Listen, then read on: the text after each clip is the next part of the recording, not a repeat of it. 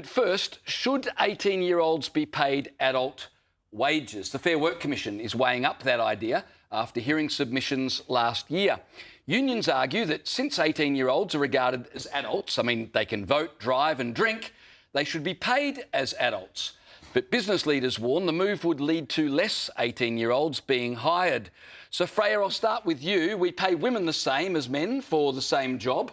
Why shouldn't we pay 18-year-olds the same as 21-year-olds for the same job? Well, all that will happen is businesses will lay off younger workers and opt for more experienced workers.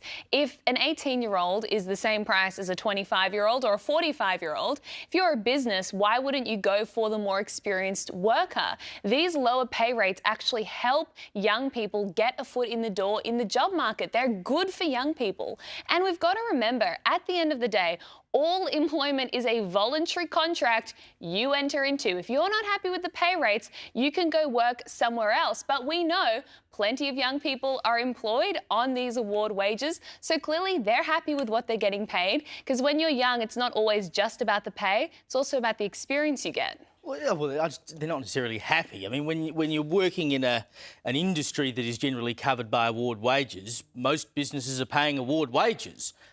So that's decided by someone else. It's not you. It's negotiated by the union, but it's based on the legislation, which permits that if you're under the age of 21, they can pay you less. I don't really understand why. I mean, if the argument is that they will just go and hire more experienced people, they can already do that and they will probably get better value out of them. But if you hire more experienced people, the awards allow that the more experienced you are, the more you get paid. So even if you are an 18-year-old on the full adult tariff, you're probably going in, if we're talking about the retail award, for instance, I think there's 6 levels in the retail award. So an 18-year-old is most likely on level 1 and will be paid less than the person who's 35 and has been working at Woolies for 15 years and will probably be on level 6. So it's already built into the system that the more experience you have, the more you get paid. But if 18 is the age, and of course 21 used to be the age at which you became an adult, but it's not been the case since Whitlam was Prime Minister. 18 is the age at which you become an adult. I get if you're an apprentice and you're being trained and there is an agreement that you have less skill, and as part of the trade-off of being paid less, you get trained on the job by your employer, fine, you get paid less for that. But if you're 18, how does that change your ability to do your job? And by the way, it's 70% of the adult wage if you're 18. So why is an 18-year-old paid 30% less than his mate who's 21 and has been there about 5 minutes more than him, or in fact may have started the job after he started the job? Let me give you an insight into the way young people are thinking these days, because we had this conversation at home this afternoon with the kids, and one of our kids said, of course 18-year-olds should be paid an adult wage. And when I pointed out that employees might not then employ 18-year-olds, because if you've got to pay the same for a 21-year-old or an 18-year-old, you might prefer someone with a little more life experience, you know what she said? Introduce quotas. And I thought, wow, that was her reflex reaction, introduce quotas. So we're raising young communists. No, exactly. This is the whole problem. And to be honest, if people don't like what they're getting paid, quit and find another job.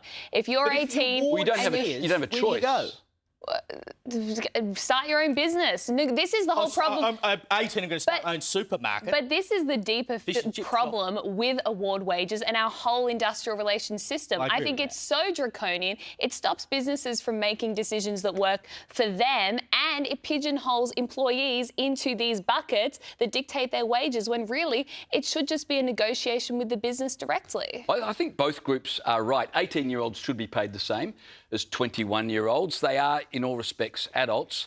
And I also think, as a result, less 18-year-olds will probably be employed. And that may well be true, but I mean, the level of life experience between an 18 and a 21-year-old isn't that great. And there's a pretty good evidence base that you can have both older and younger people working in supermarkets. I mean, you walk into Woolies or Coles or Foodland or Harris Farm or whatever, there's a pretty broad age range of people working in there from, 15 upwards. And I just don't see why, if you're an adult, if it's 18 for everything else, I don't know why it's different specifically for employment. If we want to go back to being an adult is 21, we can do that, but why is it only for employment? But don't you think it will end up being worse for young people? Because the Retailers Association did a survey of their members, and it was something like 65% of businesses said they would cut down the hours of younger workers if the wages for 18-year-olds were matched to those who were older than them. So who are they employing instead? They would just increase the hours of other workers, I guess. The other workers being older workers who are already on higher wages? Well, or 16-year-olds? I think what would happen is maybe they would just reduce all the staff in general, because they're operating on such slim margins these days that they could not afford the extra wage costs. There's another possibility, is that they do employ these 18-year-olds on an adult wage, and we all pay for it through higher cost of goods. Yeah. And that is also a fair point. We shall see.